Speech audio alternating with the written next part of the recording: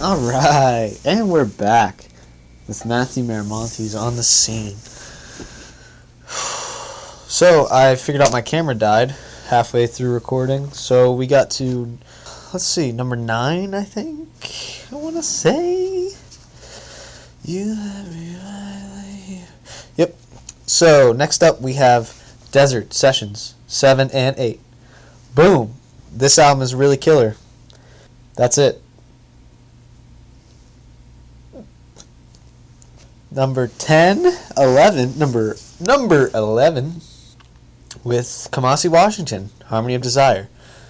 I loved this album, obviously because it's on the list, but also because Kumasi Washington really rejuvenates, I think, that old, really beautiful kind of Coltrane sound, and can really capture this lost sense, I think, of genre blending fusion jazz that relies heavily on his horn playing, and he's just an outstanding, I mean, completely miraculous horn player that really can capture this beauty behind this very sporadic movement and this very sporadic style of performance. And he's done this since his earliest first release, and even on his featured tracks where he kind of moves around from rap groups to jazz groups, he is just an unstoppable wrecking ball. And I have nothing but hopes for what he does in the future. Come on, baby! Young Nudie! He is... Let's see. Young Nudie. Number 12. Young Nudie. Nudie Land is the newest project from, well, I guess it could be a studio, it's not really a mixtape. It's the newest project from Young Nudie, who has ties with 21 Savage, but he has ties through heavyweight producers, heavyweight lyricists, really big cats in the game right now. He himself is on the, I think, uprising, and he really is substantial through his use of his really gnarly but comedic style of lyrics, where it's very basis of trap rap, and it has a lot of talk about violence, guns, drugs, hoes. It's really something for the whole family to enjoy. And Young Nudie is... I really liked his previous Slime Ball and Slime Ball 2. Spaced Out was one of my favorite tracks by Young Nudie. And then, of course, EA, which featured 21 Savage, is another track that really stuck out for me. But I think Slime Ball 1 was still my favorite project by him, but as for the most listening time by Young Nudie, I think Nudie Land takes it this year. We'll see next year. I'm sure he'll be there again. A lot of the artists that I picked from last year's list, or have had on last year's list, are going to be in here again. Spoiler alert. Number 13. Number 13. Numero 13 is Radiohead, OK Computer. The very nerdy and twisted paranoia of Tom York shines through, creating this beautiful but branching society of, well, the outlooker looking in. The outlooker. It's a very beautiful album musically, but the lyrical themes and the tone is actually quite dark and daunting. It's a style that I really felt Radiohead nailed perfectly, with the mechanical voiceovers on Fitter Happier, the exit music for a film, The Tourist, Karma Police. There's just so many killer tracks on here, and I think this is an album that I've listened to since I was very young. I've loved ever since, and I've really been drawn to it for the way that it can kind of challenge the way that we think, I think, and really shift what it means to be human, I guess. Radiohead, number 13. OK Computer. Numero 14, we're going to go with a double album again. Guess what? We break the rules every time. It's going to be Black Flag with In My Head and Loose Nut. This was I couldn't pick because I feel like I listened to both of these equally, And last year I listened to a lot of My War, Family Man, Damage, their earlier stuff. So this year I decided I'm going to listen to their kind of later stuff. Not the really horrible reunion album, and not the live album, which has Louie Louie, which I like a lot. But Henry Rollins is a character that I've been drawn to as a lyricist and a public figure. I think he's very, very interesting, and he has a lot to say, and his talks now are eye-opening, I think, to where he was very angry and set in a mood back in Black Flag. How much of that was persona, I don't know. But also, if you listen to Black Flag's lyrics, I want to be the bullet that goes ripping through your brain. Black Flag is one of my favorite bands, obviously, for some reason. I have no clue why. But I think they capture the kind of angst and the questions of teen youth, I think, and even young youth, especially with My War, the kind of they hate us, we hate them kind of mentality, and the incredibly quotable lyrics, I think, are what make Black Flag a standout band. But My War and Loose Nut, Sinking is one of the best songs I think they've ever made. In My Head, the title track is great, and there's really, even on Loose Nut, the Annihilate This Week is really another track that I think stands out for their discography. And as I said, Henry Rollins and the band behind him is just incredible. Black Flag, Loose Nut, In My Head, number 14? Right. Next up, we got some more hip-hop. This time, GHOSTEMANE, someone who I really warmed up to with Hexada. His voice was really something I wasn't super keen on, and when I first read his name back in 2015, I was like, oh, here we go, another gimmicky SoundCloud rapper. But he really proved his own, and I'm more interested, I think, in his own personal kind of quest and the way that he makes his music than I am his actual music. I think that his music is very interesting, but I think that the way that he says he shifts his beats and the way that he really can capture that warm, cascading feeling, but while keeping that dark kind of undertone, I think he's very impressive as a young artist, and I think that he has a bright future. Hexada had a lot of weird and strange kind of turns to it, and that's why I really kept coming back to it, especially on the way that he would direct the sudden switch-ups. Polaris is one of the tracks that stand out. Nails, of course. Rake, just some really odd, super bass heavy.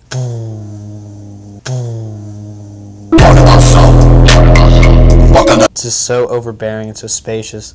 And I think that he has kind of laid the groundwork for other artists to experiment with using black metal, mixing more odd genres that you would never picture together. The way that he does his videos too, I think, is really interesting when he paints his face and uses a lot of horror-esque stylings, I suppose.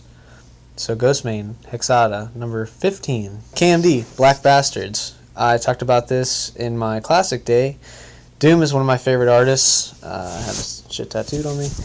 But Doom is one of my favorite artists, and his brother Subrock, rest his soul. The two were a powerhouse pair, and they could really shake, I think, boundaries of hip-hop if Subrock, unfortunately, hadn't been killed. And Doom had shifted, I think, the tides of hip-hop. He's still recognized as one of the greats no matter where you look. Lyrically, production-wise, he's still studied. And there's a lot to love through Doom, but I think his early stylings is where we see him at his rawest and where he learned a lot from his brother.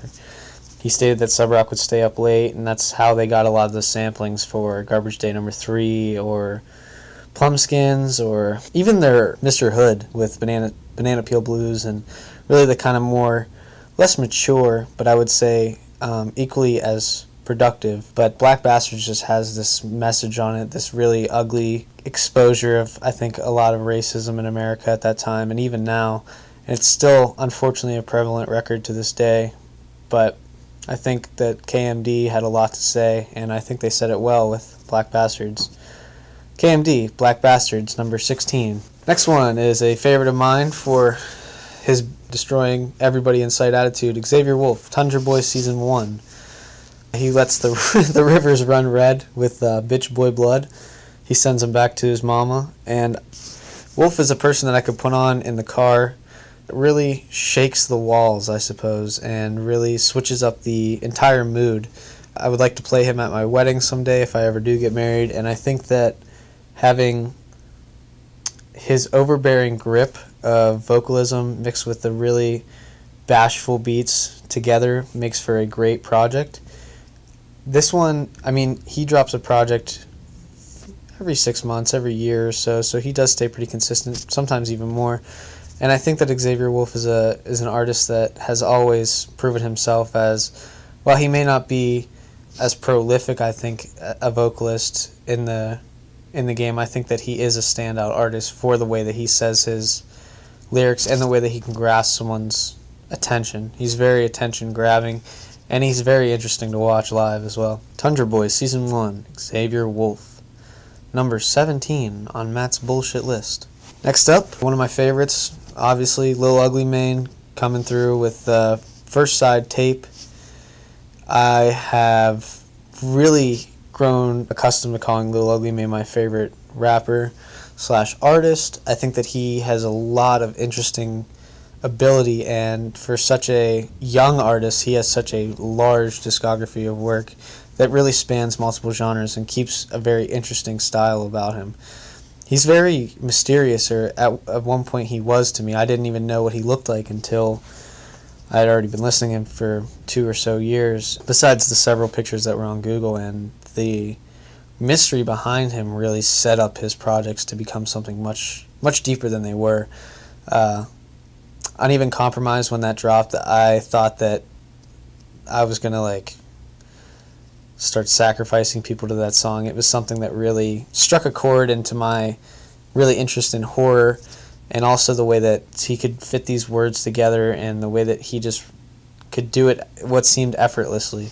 Production switch-ups, and of course the ending with the very loud screams. But it's interesting to see how Lil Ugly Mane had these noise projects and really switched up his style to become a rapper, to instrumentalist, to black metal band. I mean, he really is an artist at heart, and I think that with First Side Tape we get to see that all the way through. There's black metal tracks, there's weird noise tracks, there's samples of his work, there's acapellas, there's unreleased tracks. I mean, there's really about an hour of material that I've gone back to hundreds of times to listen to, and just the simplicity of it, and then seeing some of the tracks being featured in his later projects like Ethics are really, I think, a fan call back to the people who really enjoy his music and who almost study his music. Lil Ugly Mane, First Side Tape, number 18? Yeah, sure. CHOO Jackson, up next. We got a local, well, kind of local, somewhat. CHOO Jackson, Parade. I was fairly surprised with this, honestly. I had never been a super huge CHOO Jackson fan. I thought he made fairly good songs here and there, but I really didn't hop onto his wave until now with Parade, and then seeing him really kind of blossom into this almost, I would say, stepping into new territory with this kind of indie rock anthem of Neighbors, and the Talk with Rob Stone, and Wake Me Up. I mean, there's just so many good tracks here that I think, of course, ID Labs and Big Germ had a lot of hand in too, but CHOO Jackson, I really like the direction that he's moving in with these albums, and even his newer tracks that he's kind of been dropping here and there. Anime 1.5, which was a hidden project, but as anything he drops I always listen to. I wish nothing but the best for him in the future. He's a very nice person, and seeing him really, as I said, blossom into this artist is one of my favorite kind of adventures in music, and seeing where he can go in 5 years, 10 years, even 20 years. I hope that his career will span him that long, and if he continues on this path, I don't see why not. So, CHOO Jackson, Parade, number 19. Alright, we're in the final stretch now. I'm going to get some water. We're back and better than ever. Last 6. Number 20. We are looking at... Oh, don't want to get sued for copyright. 20. We are looking at MARILYN Manson, Antichrist Superstar.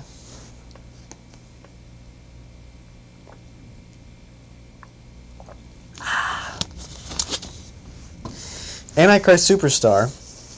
Come on now, baby. This got the hits on it. We're talking about Irresponsible Hate Anthem. We're talking about Beautiful People, even though it's kind of played out now. Kinderfield. What else we got on here? Angel with the Scabbed Wings. Mostly produced by Trent Reznor, if not all produced by Trent Reznor, I believe. Marilyn Manson. One of his... I'm going to call this his first debut, even though it's really not. This is the first album that propelled him into the shock rock kind of... Ooh, he dangerous kind of style. Where he comes through, especially on Irresponsible Hate Anthem. That shit is fucking baller, son. It's really impressive to hear those chords, to hear that fucking, those drums on that track are so crazy. And the overlying tone of When You Are Suffering, Know That I Have Betrayed You. That's just like, the album is very, I'm obviously a huge fan of his music, but the album there, I think from a viewer standpoint, is at least substantial because of the way that the sampling is handled and the way that the instruments are taken. And it's very 90s, but it grows well. That's what makes it so everlasting, I think, is the way that the production was handled. It doesn't feel like it's a bogged down 90s industrial record. You can hear it and you can feel the sound of the 90s. And I think Antichrist Superstar feels very modern, where it could be released now and still have this very rough, substantial side to it. But I also think that it's great for the time, and I think that it propelled him into new territory with, of course, with Mechanical Animals, Hollywood, even his newer stuff. I enjoyed The Pale Emperor a lot. I thought his newer record was okay. But Marilyn Manson has been an artist that I've followed for a while. Antichrist Superstar is just one of those records that you could throw on a really fucked up day and it'll just brighten your mood. I think it's great for me. It's good driving music. It's good to jump off a stage too. Marilyn Manson, Antichrist Superstar, number 20, probably. I don't know. Am I even in frame? Boop, boop. Oh, let's switch it up and go to some jazz. Bad Bad Not Good, number 3. Again, Bad Bad Not Good. Really enjoy their sound. I think that they have a really substantial style, and the way that they make fusion jazz to culminate on this electronic but still acoustic style of instrumentation is fantastic. But number 3, I think, is my favorite because it's entirely instrumental, and it really just showcases their ability to create this really overlaying style and their own original merit. And I think that the way that they move is impressive, and the way that they can shine is even more impressive. They take these moments of simple clarity and just make them into these really vibrant, almost diamond-esque tracks. Like Kaleidoscope, for example, is one of my favorite tracks they've ever made, where it's this simple drum beat that just layers to the track and becomes more layered and more depth being added to it until finally it bursts and it comes back to this really soft resonation. And there's multiple tracks like that on here, and really the whole album is like that, where it grows to a boiling point and then bursts and then comes back to really retain, I think, the original sound and the original melody to it. I think that Bad Bad Not Good, fuck it, they're one of my favorite bands ever, so we're just going off the rails now. But they're one of my favorite bands ever, and I think that they have a lot of potential to work with future artists, as they have with Ghostface Killah, MF Doom, Odd Future. I think it's great that they kind of branch out and are open to new ideas, it seems. Bad Bad Not Good, number 3 on 21. Home stretch, kids. 22, Ice Cube, America's Most Wanted.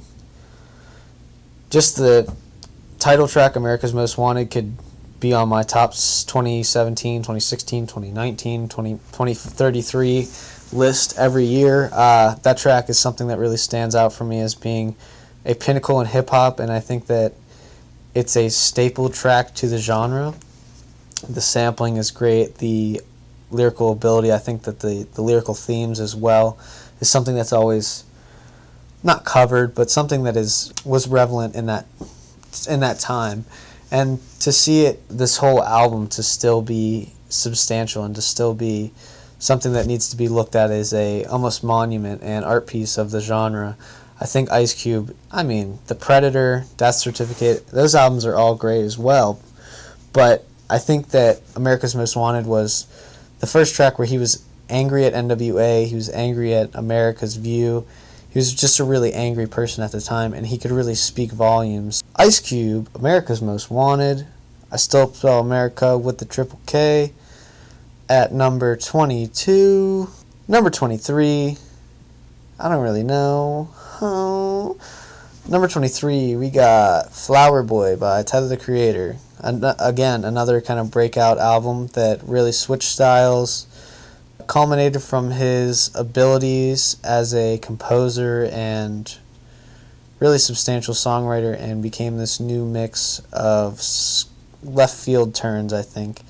And Flower Boy is pretty good. I like it. Certain tracks here stand out more than others, obviously. I Ain't Got Time. And Forward is actually one of my, I think it might be my favorite track on the whole album. The really beautiful duality between Tyler's verse and Rex Power County. I think that there's a really beautiful style between the both of them, and I think that they each hold their own real, I think, justice. And that was the verse from County really resonated, I think, and it resonated for the theme of the album, and I think that it continues to resonate even now. It's a great driving album, again, for the way that it switches up and the ability, but it's really, deep down to its core, it's a very soft album, and it really doesn't have a lot of rapping, and Tyler has done a complete switch up, and I think that I like this. I really enjoyed Cherry Bomb, though. I enjoyed Wolf, Goblin, even Bastard. I've pretty much followed him since the beginning, and I'll follow him pretty much till the end. So, Tyler, Creator, Flower Boy, 23. 24, we're going to switch it up. Little Run the Jewels, number 3. Of course, this came out last year on Christmas Eve, I believe. But wow, Run the Jewels outdid themselves again. They do it every time they release an album. They're my favorite duo. Power couple. They're my favorite power duo in the rap music, fucking whatever you call this shit, music industry. And Run the Jewels, man, that just their instrumentation is just disgusting. And it kind of goes back to what I said about the Marilyn Manson thing, where this album could be released 20 years from now and it would still be relevant. And it really is just this monster and this really grumbling but swift beast, and it's just it knocked me out of my fucking shoes when I first heard it. I was not expecting anything to come like this.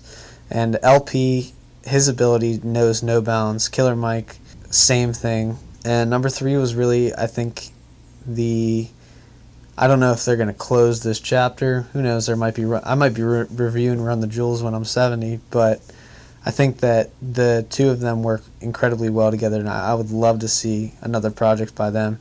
Maybe not Run the Jewels, maybe something a little different, maybe having a collaborative record, but they do work incredibly well together, as I've seen, and they're just unstoppable. So, Run the Jewels, number 24, I believe.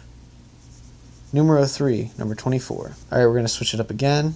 Number 25, Miles Davis, Kind of Blue. When you're including Coltrane, Cannonball, who else? This album is a jazz heavyweight album. It's almost a supergroup at this point, and Kind of Blue, I think, captures Miles Davis, the very rainy, sullen streets of Los Angeles, and the horns that are very gentle, then become sporadic, and the raw playing ability that every musician here has, not just Davis, has here, is just so incredibly impressive. And I think that their ability to really stand up and really showcase this prowess of sound has always been impressive to me.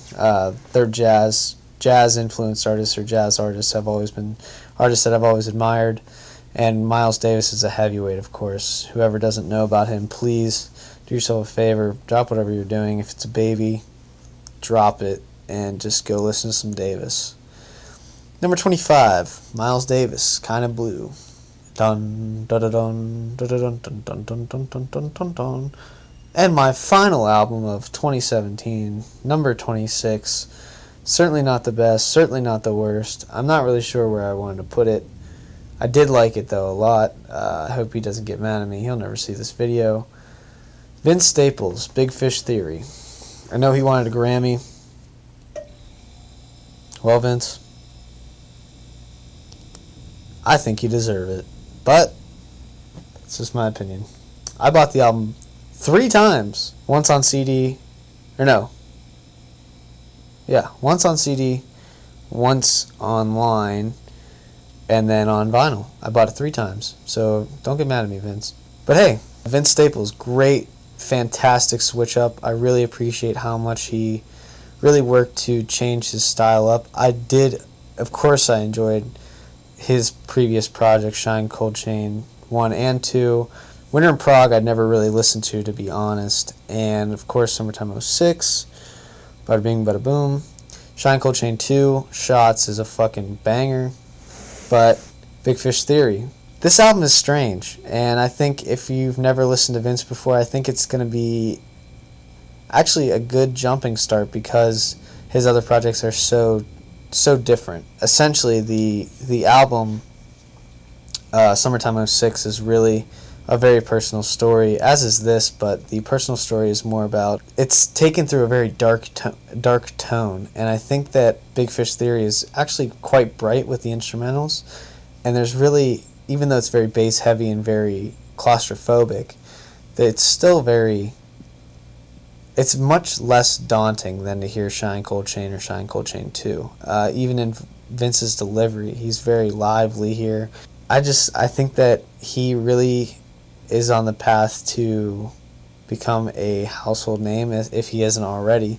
He's very popular, but his styling is just incredible, and I think that the way that he moves is incredible, and I think that it's perfect to watch him grow as an artist and to showcase this style where he was doing almost gangster rap and then kind of moved away from that, and now he's doing this genre blending mix, and I really enjoy his music, and I again hope the best for him, and I'm really excited to see if he's going to have something similar to this in the future, if he's going to change it up. Fuck it, he might do a country album, who knows, that's what I'm saying. Vince is unpredictable, and that's what we all love about him. So Vince Staples, number 26, Big Fish Theory. And that concludes our list of albums of the year for 2017. I know that none of them, well, most of them weren't for 2017, but I'm allowed to do whatever I want. So watch this video or don't. I got kids to feed.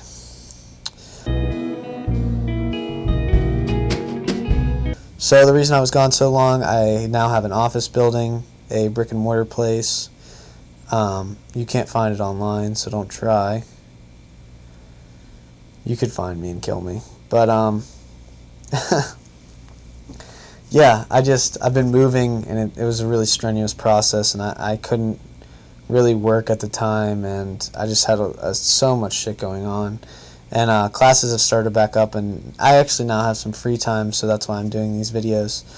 And I'm trying to do more videos. Actually, I'm trying to get out 3 a week, give or take. Some of those are going to be, it's going to be mostly Monday, Wednesday, Friday, kind of like how my writing is. But we're going to see how long it can work. I know that my YouTube kind of is lacking on just 1 video a week, but hey, you know, these things take time, and I'm busy with trying to not die. So, yeah, after I edit this is going to go up on Friday. And I really wanted to get my point across without rambling too much. I know that this video is probably going to be about 20 minutes, which I'm sorry for. I know that's really long, but I also wanted to think about doing a podcast, but I'm trying to put that off. There's a lot of things in the works right now that I think I want to do. I'm just not sure how to do it. I think I just need to do it and say fuck it, and just that's it. But that will probably also be up on the YouTube channel, and I'm really trying to get a more interactive experience with some of even the small group that I have. Even though I only have 20 subscribers or whatever, I appreciate the people that actually do watch this, and I was really happy to hit 6K, but it's just numbers. I mean, honestly, like, I've been thinking so much about what I want to do in my life, and I'll be honest, I'm so utterly lost. I don't know what I want to do. So, my classes have really started, and I'm just continuing with that. I'm trying to work as much as I can on Matt's Music Mind. I've been writing like crazy, and I'm just trying to get ahead as much as I can without falling.